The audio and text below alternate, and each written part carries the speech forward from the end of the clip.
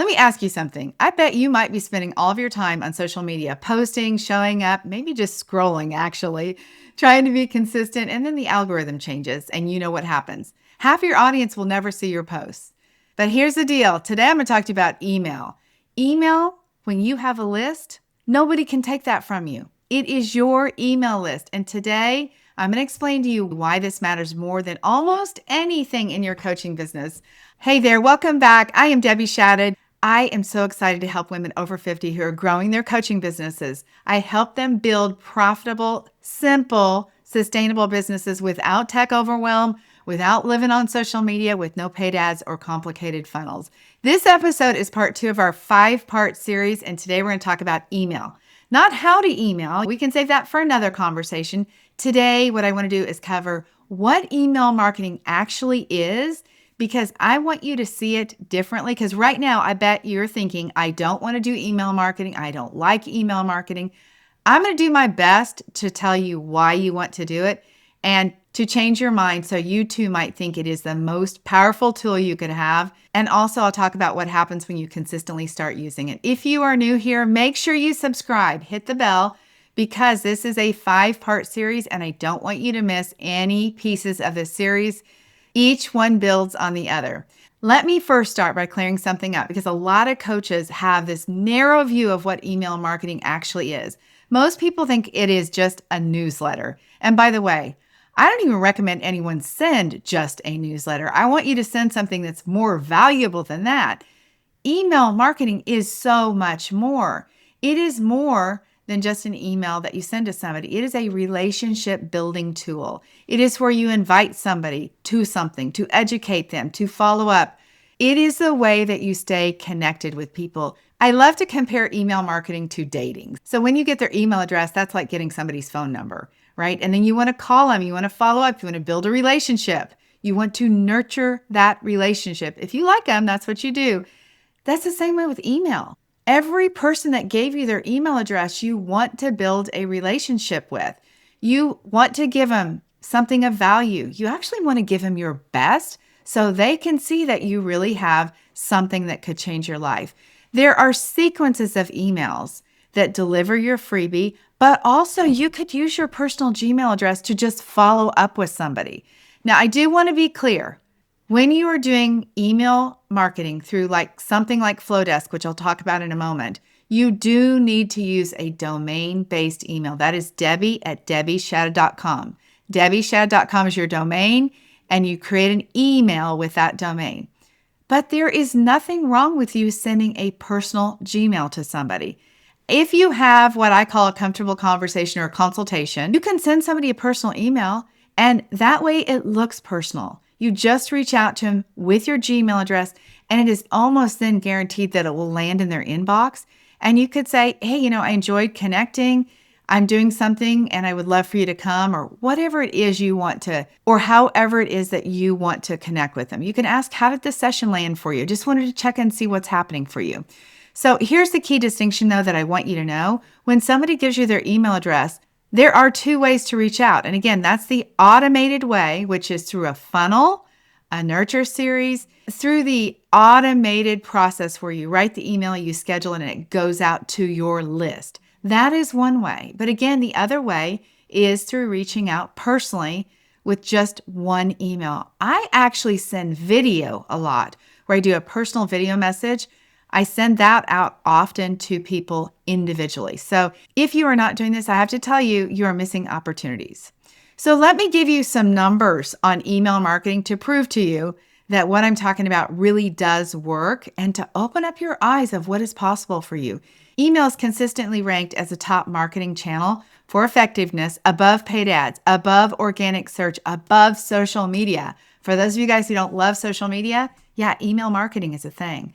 More than 70% of marketers put email marketing as their top 3 ways that they connect with people. And even more interesting is nearly 60% of the people who have made a purchase said that email marketing influenced their purchase. That means 6 out of 10 of your subscribers are more likely to buy something from you because you email them. Are you guys hearing me on that? 6 out of 10. These are not stats that I'm just guessing at. This is research that you can go find and prove to yourself how good email marketing is. So I talk to coaches every single week who have barely sent an email. In fact, a lot of coaches who've sent no emails. And I want to tell you that research shows that even going from 1 email a month to 2 to 4 emails triples the return on investment. Are you guys following me?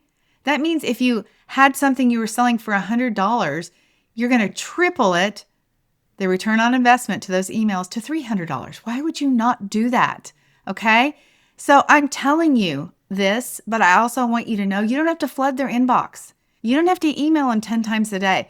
Sometimes I get emails from somebody that I opted in, and I've counted and there's like 16 emails. And I must tell you, it doesn't bother me, because what I know is that I'm only going to click on one of those, right? One subject line that looks interesting, but I'm not recommending that you do that, okay? I'm just pointing out to you that if you go look at, let's say, Loft. I shop at Ann Taylor and Loft often. Loft sometimes will send me a dozen emails in one day. Guess what? I don't unsubscribe because I actually want to know when they have 50% off the thing that I really like. So when I have time, I click through their emails. Otherwise, I don't let them bother me. They're just in my inbox. Your subscribers, guess what? They're checking their inbox multiple times a day, just like you are. It's on their phone. They're killing time at the doctor's office looking at it. Why do you not want to be one of the things that they would look at? They check it even before they open their social media. They treat their inbox like their personal office space. There's a concept for you to think about, right? So when you show up there consistently with value, you become part of their life. They start looking for your email. You become familiar. You become trusted. Trust is what sells coaching. I teach my clients that email is where you build the relationships. You don't have to sell there. You build relationships. Think about coaches and business owners that you follow, the ones who feel like you actually know them. Like me, for example, I can tell you, people read my emails. They know I'm going to invite them to an event. They're following along because they know I'm going to give them something. When they come to the workshop, they feel like they already know me. I'm sharing my YouTube videos. I'm sharing resources with them. Yes, I'm inviting them to have conversations with me as well. You get to decide what that looks like. You can even celebrate a client win in an email. You can tell a story. You can share your own story.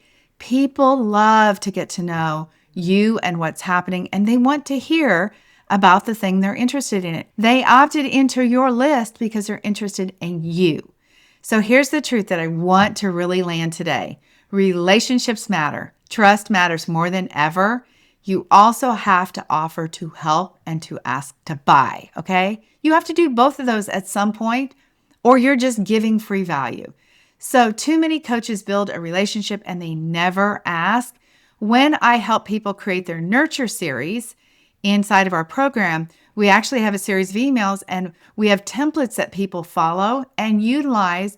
And there is a process for delivering value, for showcasing your skill level, and for inviting people to have a conversation with you. So you have to nurture and invite. You give and you sell. You show up, you give value, and then people get a clear idea of what they want to do next. Before we wrap up, I want to share something I personally discovered that changed the way I think about email follow-up. My husband had a consultation on Tuesday with a coach, and he knew that they were going to work together. It was a speaking coach. He liked her. They had made the decision, but we didn't pay her till Thursday morning. It took 2 days, a couple of follow-up emails before we said, all right, send over the money, okay? That's not unusual. That is how people buy.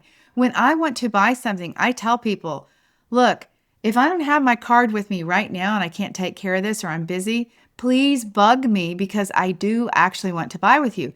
And I always say, look, if you keep following up, I will eventually just take care of this. I know maybe you are better than that and you take care of things right on the spot, but I'm a busy woman and I need reminders and I like the reminders. So this is how people buy. It's not unusual. They are interested. Sometimes people need a little time. They need that little nudge. Your follow-up email is a nudge. Sometimes it's a link. Sometimes it's a way to schedule a second conversation. The mistakes that coaches are making is they are not doing that part. Do not make your person hump for the link. No kidding. Don't make them ask you for the link. In fact, guilty as charged. I had somebody ask me for a link the other day. It turns out I had emailed her with an old email address. I didn't realize that. And she reached back out to me asking for the link to buy. So make sure that you provide that. I did forward the email back and said, well, I did follow up with the email. I did have the link. It's just it went to the wrong email address. So make sure that you give people what it is they need. Give them a way to buy from you. Create some urgency, some excitement. Make that next step obvious and easy. The follow-up email after a consultation, that is the highest converting email that you can do. Most coaches, they're not even doing that. I have one that's automatically goes out that asks, tell me about your consultation. So there it is. This is what I want you to think about today. Email is not optional. You're not spamming anyone when you email them. They gave you their email address and they want to hear from you. They want the link to your workshop. They want the reminders to your workshop. It is not something that you will eventually get to. It is the foundation of your marketing.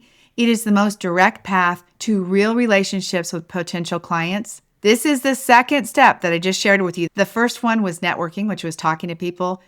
Now we've just covered email. We've got 3 more parts to this series. Make sure you subscribe, hit the bell. If you are already starting to email and you want to know about a beautiful tool that I recommend to all of our clients, I'm going to share a link for Flowdesk. It's an affiliate link. You save 25%. I do benefit from it, but you do too. It is the tool that we recommend to all of our clients. It is the easiest email marketing tool and honestly, one of the most affordable. I also am going to share with you a training on Flowdesk. I'll put the link down in the comments and you can use that link to be able to watch a training on Flowdesk, start to finish how to use it. It is that simple. You can do it in one training with me. So that's it. Make sure you subscribe. I'd love to hear from you in the comments what your takeaway is. And then I will see you in the next episode.